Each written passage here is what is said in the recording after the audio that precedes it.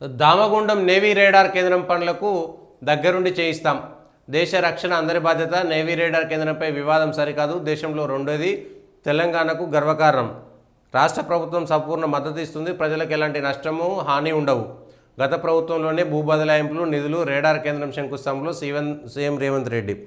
ఒక నెల రోజులుగా దేశం మొత్తం ఏదో అగ్గి మీద గుగ్గిలమైనట్టుగా, దేశంలో ఏదో జరగకూడదు జరిగినట్టుగా నావీ రేడార్ కేంద్రం అనేటువంటిది ఇక ప్రపంచంలో మనుషులు, తెలంగాణలో ఉన్నటువంటి మనుషులంతా బతకడం కష్టమైపోయేంత పెద్ద రేడార్ కేంద్రం అని, తద్వారా వచ్చేటువంటి రేడియేషన్ అని, ఇక తెలంగాణలో అడవులన్నీ కేవలం వికారాబాద్లో, పూడూరులో మాత్రమే ఉన్నాయని, అక్కడ అడవులన్నీ కొట్టేస్తున్నారని ఒక విష ప్రచారం మొదలుపెట్టిరు కొందరు దేశద్రోహులు ఈ తెలంగాణలో. నావీ రేడార్ కేంద్రము, ఆ రాడార్ కేంద్రం ఏదైతే ఉందో దాన్ని వ్యతిరేకించినటువంటి వాళ్ళందరూ కూడా దేశద్రోహులే. అక్కడ కొన్ని లక్షల చెట్లు, అసలు ఆ వికారాబాద్లో ఈ పూడూరు దగ్గర ఉండే మొత్తం చెట్లు కలిపితే లక్షలు ఉంటాయా? మొత్తం అడవిలో ఉండేటువంటి చెట్లు కూడా లక్షలు ఉండేవి. అట్లాంటిది ఒక రాడార్ కేంద్రంకే కొన్ని లక్షల చెట్లు కొట్టేస్తున్నారని, కొన్ని వేల ఎకరాలు తీసేస్తున్నారని, పెద్ద రేడియేషన్, అది వెరీ లో ఫ్రీక్వెన్సీకి సంబంధించినటువంటి రాడార్ కేంద్రము. అది విశాఖపట్నంలో ఉన్నటువంటి నావీతోటి కనెక్ట్ అవుతుంది. అటు తమిళనాడుకు సంబంధించినటువంటి నావీ రాడారు. మనం దేశ రక్షణ కోసం ఉపయోగపడేటువంటి దానిపైన ఇష్టం ఉన్నట్టుగా వ్యవహారం చేసిరు.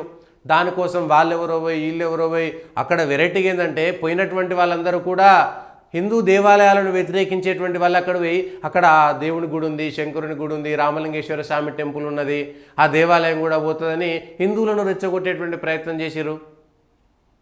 విచిత్రం ఏంటంటే అది 2011లో అప్పటి కాంగ్రెస్ ప్రభుత్వం ఉన్నప్పుడు, ఉమ్మడి ఆంధ్రప్రదేశ్ ఉన్నప్పుడు దానికి సంబంధించినటువంటి ఈ నావల్ బేస్కు సంబంధించినటువంటి అధికారులు ఎక్కడైతే బాగుంటుందని వెతికితే 2011లో వికారాబాద్ దగ్గర ఉన్నటువంటి పూడూరులో, దామగుండం దగ్గర ఇది పర్ఫెక్ట్ ఉంటుంది అనేటువంటిది. ఎందుకంటే రక్షణ వ్యవస్థకు కావాల్సినటువంటి అన్ని అనుకూలతలు అక్కడ ఉన్నాయనేటువంటిది ఒక నిర్ధారణకు వచ్చిన తర్వాత కాంగ్రెస్ పార్టీ ఇప్పుడు ఓకే అన్నది 2011లో. ఆ తర్వాత 2017లో టీఆర్ఎస్ పార్టీ అధికారంలో ఉన్నది.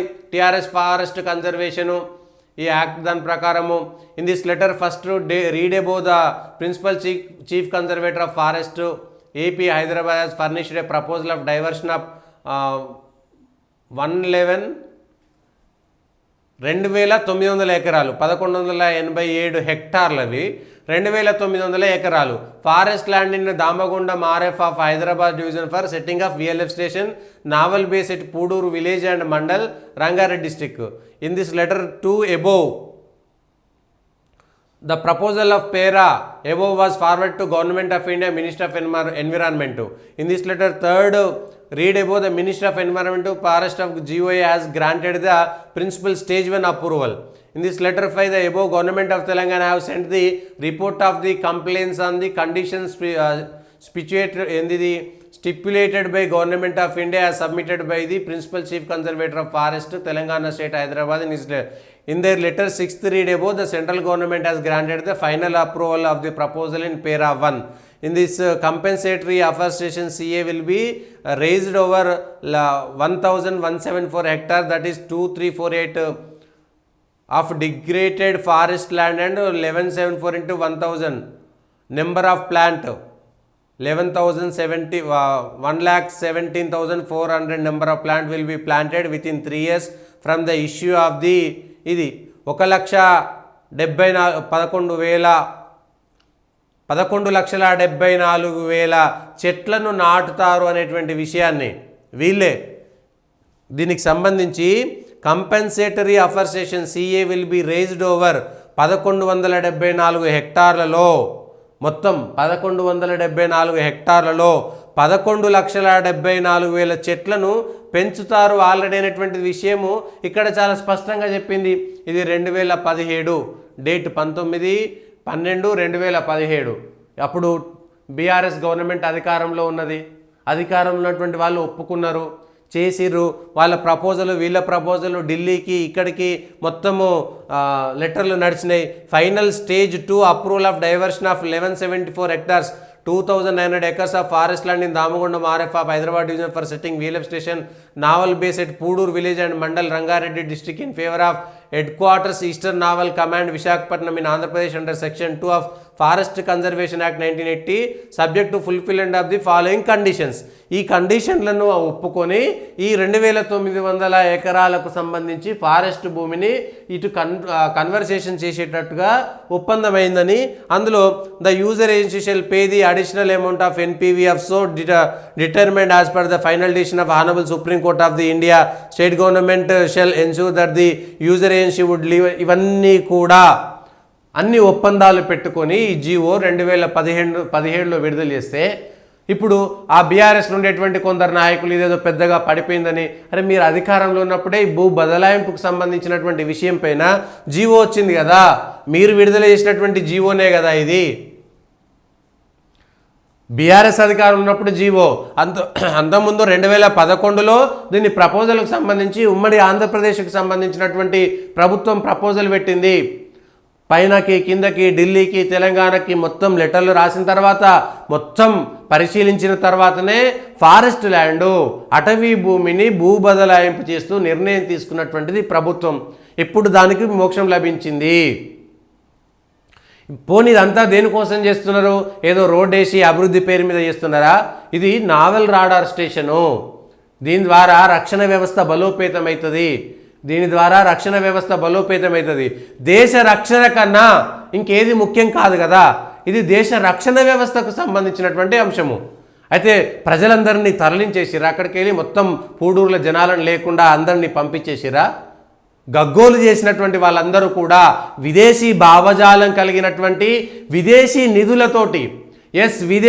నిధులతోటి ఉద్యమాలు చేసిరు. ఇక్కడ విదేశీ నిధులు తీసుకొచ్చి ఉద్యమాలు కూడా వేల లక్షల మంది కూడా పాల్గొనలేదు. కాకపోతే మీడియాలో కూడా ఆ భావజాలంతో ఉన్నటువంటి జర్నలిస్టులు మీడియా వ్యవస్థ ఉన్నది కాబట్టే ఇదంతా నడిచింది. సిగ్గుపడాలి మీడియా వ్యవస్థ కూడా. నావల్ రాడార్ స్టేషన్ విషయంలో కూడా ఇంత దారుణమైనటువంటి అబద్ధాలు, ఎవడైతే ధర్నా పేరు మీద నావల్ రాడార్ పోతురో మీడియా వాళ్ళందరికీ ఎడ్యుకేట్ చేయాల్సింది పోయి వాళ్ళకు సంబంధించినటువంటి ధర్నాలను ప్రచురితం చేసిరు. ఏదో పెద్ద గొప్ప ఘనకార్యం చేసినట్టుగా. ఏముందట్లా ఘనకార్యము? పోతే పోయిన 50,000 చెట్లు, 10,000 చెట్లు, 11,74,000 చెట్లను 1174 హెక్టార్లలో నాటుతామని వాళ్ళు ఒప్పందం చేసుకున్న తర్వాతనే ఇదంతా జరిగింది. అంటే ఎంత డిఫారెస్ట్ అవుతుందో దాన్ని మళ్ళా ఇదే నావల్ రాడార్ స్టేషన్కు సంబంధించినటువంటి విశాఖపట్నానికి సంబంధించినటువంటి వాళ్ళే 11,74,000 చెట్లను పెంచుతున్నారు. ఇప్పుడు 3 ఏళ్లలో దాని కార్యక్రమం కూడా పూర్తయిపోతుంది. ఇంకా అంతకంటే ఏం కావాలి? ఇది విచిత్రమైనటువంటిది. అరే బ్రిటిష్ ఏడు వచ్చి ఈ దేశంలో రైల్వే లైన్లు వేసేటప్పుడు ఎన్ని వేల హెక్టార్ల మంచి అటవీ భూములన్నిటినీ కూడా అటవీ సంపద అంతా దోచుకుపోయారు. అది విదేశాలకు పోతే ఇవాళ దాన్ని పొగిడేటువంటి వీళ్ళంతా కూడా విదేశీ భావజాలం కలిగినటువంటి వాళ్ళు, విదేశాల కోసం పనిచేసేటువంటి వాళ్ళు, దేశ వ్యతిరేక మనస్తత్వం కలిగినటువంటి వాళ్ళు, దేశ ద్రోహ స్వభావం కలిగినటువంటి వాళ్ళు మాత్రమే ఇవన్నీ చేయగలుగుతారు.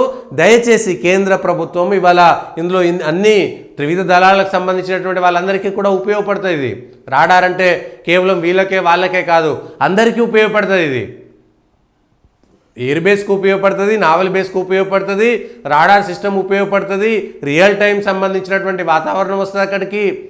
అవన్నీ కలిసి ఉపయోగపడేటువంటి దాన్ని ఎంత దారుణంగా వ్యతిరేకించారు.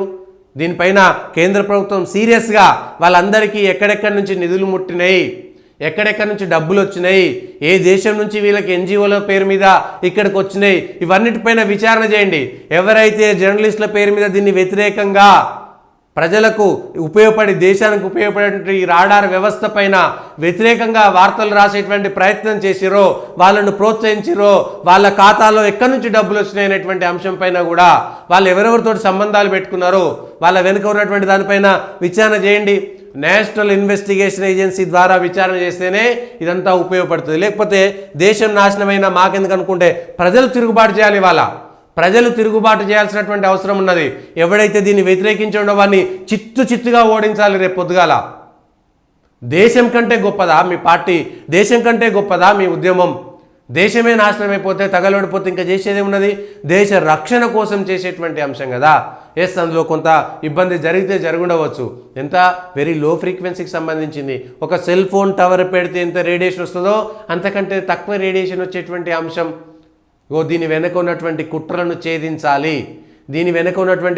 ఛేదించాలి, దయచేసి ప్రజలందరూ కూడా ఆలోచించాలి. ఎందుకు దీని వెనుక ఉద్యమాలు నడిచినాయి? ఇదొక్కటే కాదు, యూపీఏ హయాంలో అణు ఒప్పందం చేసుకుంటే దాన్ని వ్యతిరేకించారు, తూత్తుకుడిలో అణు రియాక్టర్లు ఉంటే దాన్ని వ్యతిరేకించారు. ఇవన్నీ కూడా కావాలని దేశానికి వ్యతిరేకంగా చేసినటువంటి కుట్రలు కావా? భారతదేశం గొప్పగా ఉండాలి, భారతదేశం ఘనంగా ఉండాలి, వేరే దేశాలు మన మీద అనుప్రయోగాలు చేసి ఇంకోటో చేస్తారంటే మనం చేతులు ముడుచుకొని కూర్చుంటూ ఉండాలనా? దేశాన్ని కాపాడుకోవాల్సినటువంటి బాధ్యత దేశ ప్రభుత్వం మీద, దేశ ప్రజల మీద మనకు బాధ్యత లేదా? ఈ దేశంలో ఉన్నటువంటి రాజకీయ పార్టీలకు బాధ్యత లేదా? ఈ దేశాన్ని కాపాడుకోవాల్సినటువంటి బాధ్యత లేదా? ఎవరికి ఉన్నది బాధ్యత? రాజకీయ పార్టీలు సిగ్గుపడాలి ఇట్లాంటివన్నీ వ్యతిరేకిస్తే. అందుకనే ఈ దేశంలో లేకుండా తుడిచిపెట్టుకోబోతున్నారు. దేశ ప్రజలు తిరస్కరిస్తున్నారు. దేశం కంటే మీ పార్టీలు గొప్పనా, మీ సిద్ధాంతాలు గొప్పయా? దేశమే లేకపోతే మీరు ఎక్కడ పోతారు? ఏ దేశంలో బతుకుతారు? భారతదేశానికి ఇంతకంటే దారుణమైనటువంటి వ్యవహారాలా? దేశాన్ని వ్యతిరేకించేంత దారుణంగా ఎందుకు పోతున్నారు అనేటువంటిది ఒకసారి దయచేసి ప్రజలంతా ఆలోచించాల్సినటువంటి సందర్భం ఇది.